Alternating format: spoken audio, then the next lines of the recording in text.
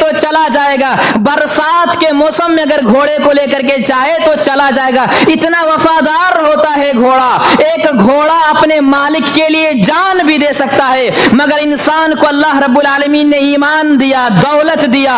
اللہ رب العالمین نے پوری دنیا کو اگر بنایا تو انسانوں کے لیے, لیکن جب وہی اللہ رب العالمین انسان کو اپنی عبادت کے لیے پیدا کیا تو ناشکری کر بیٹھتا ہے, اللہ رب العالمین کی نعمتوں کی ناقدری کرتا ہے. اسی لیے اللہ نے کہا ان الانسان لربہ لکنود, کہ سب سے بڑا ناشکرا اگر کوئی ہے تو وہ انسان ہے. ادھر جانور کی تعریف چل رہی ہے, پوری تعریف, والعادیات ضبحا فالموریات قدحا فالمغیرات صبحا, اور جب کچھ ہی دیر بعد انسان کی بات آ رہی ہے تو کہہ رہا ہے ان الانسان لربہ لکنود. کیا بات ہے, انسانوں کے اندر کمیاں ہیں, ہم لوگوں کے اندر کمی ہے. اللہ نے سارے نعمتیں, آلائشیں, سہولتیں دے دیا, اس کے بعد بھی ہم ناشکری کرتے ہیں. لہذا چاہے لوگوں اگر اللہ نے صحت دیا ہے, تندرستی دی ہے تو اس کی قدر کریں. یہ مہینہ اتنا عظمت والا مہینہ ہے. یہی منبر رسول, اللہ کے رسول جب منبر رسول میں چڑھ رہے تھے خطبہ دینے کے لیے جمعہ کے دن, جب پہلے سیڑھی پہ چڑھے تو کہا آمین, دوسری پہ چڑھا کہا آمین, تیسری سیڑھی پہ جب قدم رکھا تو کہا آمین. صحابہ کرام نے کہا اللہ کے رسول آپ نے کئیوں مرتبہ خطبہ دیا لیکن کبھی آمین آمین آمین نہیں کہا ہے, کیا بات ہے؟ تو کہا کہ میرے پاس جبریل امین آئے تھے. جب پہلی سیڑھی میں قدم رکھا تو کہا اگر کوئی شخص اپنے ماں باپ کو بڑھاپے کی حالت میں پا کر ان کی خدمت کر کے جنت نہ پا سکے تو لعنت ہو ایسے انسان پر. اور سارے فرشتوں نے, آسمان کے سارے فرشتوں نے آمین کہا. اے محمد صلی اللہ علیہ وسلم آپ بھی آمین کہیے. یعنی نبی کی بد دعا ہے ایک طرح سے اگر کوئی ماں باپ کو بڑھاپے کی حالت میں پا کر جنت نہ بنا سکے. اور جب دوسری سیڑھی میں قدم رکھا تو کہا کہ اگر کوئی میرا نام سنے, یعنی محمد صلی اللہ علیہ وسلم, اگر کوئی نبی کا نام سنے اور صلی اللہ علیہ وسلم نہ کہے برباد ہو جائے ایسا شخص, لعنت ہو ایسے شخص پر کہ محمد رسول اللہ کا نام سن کر صلی اللہ علیہ وسلم نہ کہے. اور جب تیسری سیڑھی میں قدم رکھا تھا تو کہا جو رمضان المبارک کا مہینہ پائے اور اس مہینے کو پا کر اپنے گناہ کی معافی تلافی نہ کرا سکے, لعنت ہو, برباد ہو جائے ایسا شخص. اتنا مقدس مہینہ پا کر اپنی گناہ کی بخشش نہ کرا سکے تو اس سے بڑا محروم انسان کون ہو سکتا ہے, اس سے بڑا محروم اور اس سے بڑا نافرمان انسان کون ہو سکتا ہے. لہذا ہمیں چاہیے کہ اس کی تقدس کو سمجھیں, اس مہینے کی عظمت کو سمجھیں. یہی وہ مہینہ ہے کہ جس میں اللہ رب العالمین ہر رات کو, ہر دن کو جہنمیوں کو جہنم سے آزاد کرتا ہے. ہم میں سے کسی کے ماں, کسی کی بہن, کسی کی بیٹی, کسی کا باپ اس دنیا سے چلے گئے, اور ہر افطاری کے وقت, جس وقت ہم دنیا میں افطاری کھا پی رہے ہوتے ہیں, اس وقت اللہ رب العالمین جہنمیوں کو جہنم سے آزاد کرتا ہے. تو ہمارے بھی تو رشتہ دار اس دنیا سے چلے گئے ہیں, ہمیں چاہیے کہ ان کے حق میں دعا کریں, کسی کی بہن کے حق میں, کسی کی ماں کے حق میں, کسی کے والد کے حق میں دعا کریں کہ اللہ ہمارے ماں باپ کو قبر کے عذاب سے محفوظ رکھنا, اللہ جہنم کی عذاب سے محفوظ رکھنا. ہر افطاری کے وقت, اور اس وقت اللہ رب العالمین دعا قبول کرتا ہے,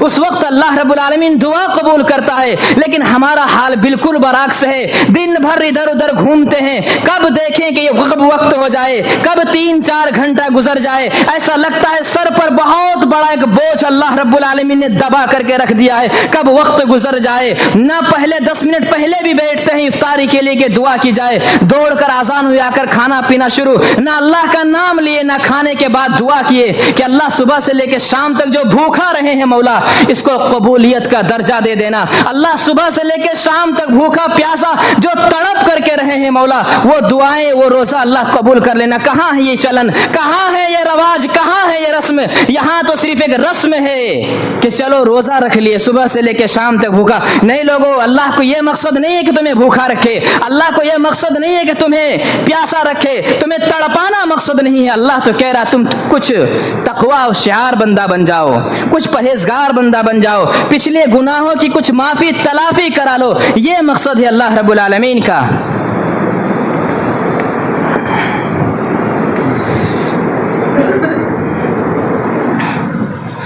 حاضرین جمعہ, ان تمام چیزوں کا بتانے کا مقصد اور خلاصہ کلام یہ ہے کہ انسان جو بھی نیک اعمال کرے اس کے لیے دعائیں کرے۔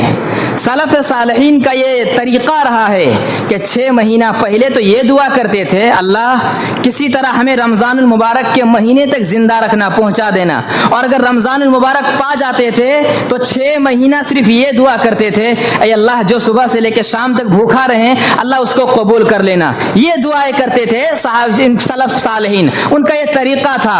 لہٰذا ہمیں چاہیے کہ لعلکم تتقون کا مطلب یہ ہے کہ اگر تقوی شعار بندہ بنے، متقی بنے، پرہیزگار بنے تو چاہیے کہ ہمیں اسی طرح روزہ رکھنا چاہیے، ورنہ کوئی مقصد نہیں، فائدہ کچھ بھی فائدہ حاصل ہونے والا نہیں ہے، نہ تو صدقات و خیرات کا کچھ فائدہ ہونے والا ہے، نہ روزے کا کچھ فائدہ ہونے والا ہے، نہ نماز کا کچھ فائدہ ہونے والا ہے اگر صحیح طریقے سے ہم اس کو ادا نہ کریں۔ لہذا چاہیں لوگوں کہ ہم ان تمام چیزوں پر غور و فکر کریں، نبی صلی اللہ علیہ وسلم کی حدیث پر عمل کرنے کی کوشش کریں۔ اور یہ رمضان المبارک کا مہینہ ہے، افسوس ہوتا ہے، دکھ ہوتا ہے اس وقت کہ پورے سال قرآن کو الماری میں سجا کر رکھ دیتے ہیں، قرآن میں کیڑے پڑ جاتے ہیں، قرآن میں دھول کوئی صاف کرنے والا نہیں ملتا۔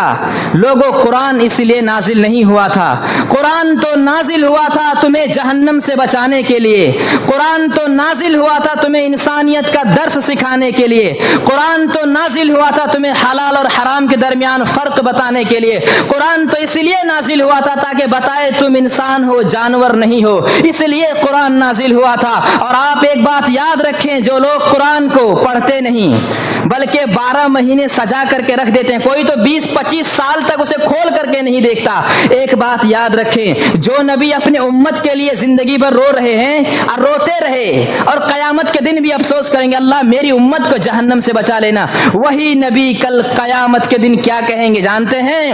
یا ربی ان قوم اتخذوا هذا القرآن مہجورا، اے اللہ یہی وہ لوگ ہیں جو تمہارے قرآن کو چھوڑ کر کے رکھ دیے تھے، یہی وہ لوگ ہیں، یہی وہ امتی ہیں، یہی وہ انسان ہے جو تمہارے قرآن کو الماری کی زینت بنا کر کے رکھ دیے تھے، یہی وہ لوگ ہیں جو کبھی زندگی بھر قرآن کو کھول کر کے نہیں دیکھے، 11 مہینہ تو دور رمضان المبارک کے مہینے میں بھی اس کو کبھی کھول کر کے نہیں دیکھا، یہی وہ لوگ ہیں جو تمہارے قرآن کو چھوڑ کر کے الماری کی زینت میں سجا کر کے رکھ دیے تھے۔ اس وقت اللہ رب العالمین الٹا گھسیٹ کر کے جہنم میں ڈالے گئے انسانوں کو، امتیوں کو، لوگوں اس وقت کیا حال ہوگا؟ اور اللہ رب العالمین یہ بات قرآن میں صاف صاف کہہ دیا تاکہ کسی کو شک نہ رہ جائے۔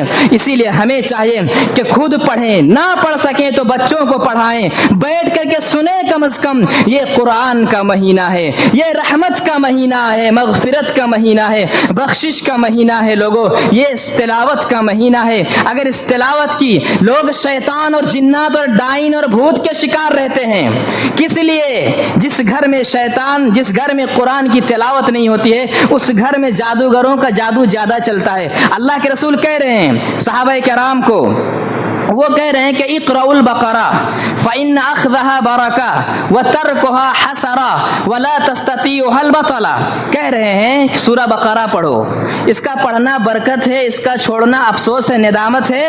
اور جس گھر میں سورۃ البقرہ کی تلاوت کی جاتی ہے اس گھر میں جادوگر کی جادو نہیں چلتی ہے۔ کیوں کہہ رہے ہیں اللہ کے رسول؟ جس گھر میں سورۃ البقرہ یعنی الف لام میم ذالک الکتاب لا ریب فیہ ھدی للمتقین، پہلی سورت، قرآن کی سب سے بڑی سورت، کہہ رہے ہیں جس گھر میں یہ تلاوت کی جاتی ہے، پڑھی جاتی ہے، اس گھر میں جادو نہیں چلتی ہے، اور دوسرا ہے کہ اس گھر سے شیطان بھاگ جاتا ہے۔ تو کیسی چاہیے، بہت سارے فوائد ہیں، خیر قرآن تو پورا ہدایت ہے، نجات ہے، بخشش کا ذریعہ ہے۔ ہمیں چاہیے کہ آخر میں اللہ رب العالمین سے دعا ہے کہ بار الہ ہمارے روزے، ہمارے نمازوں کو بار الہ قبولیت کا درجہ دے، اور اس مہینے میں جس طرح سے اللہ روزے کا مقصد ہے اسی طریقے سے ہمیں روزہ رکھنے کی توفیق دے۔ اس مہینے میں اللہ رب العالمین ہمیں زیادہ سے زیادہ قرآن کریم کی تلاوت کرنے کی توفیق دے، صدقہ و خیرات کرنے کی توفیق دے، تاکہ انسان جہنم کے گڑھے سے بچ سکے، اور بار الہ ہمارے روزے، ہمارے اس بھوکا